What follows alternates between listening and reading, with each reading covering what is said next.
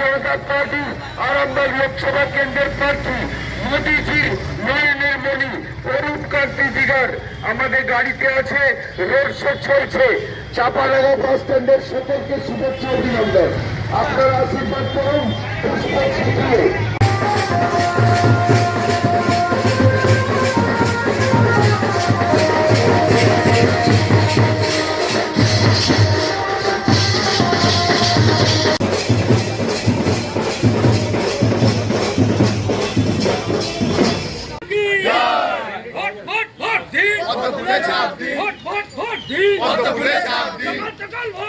পদ্ম ফুলে চাপ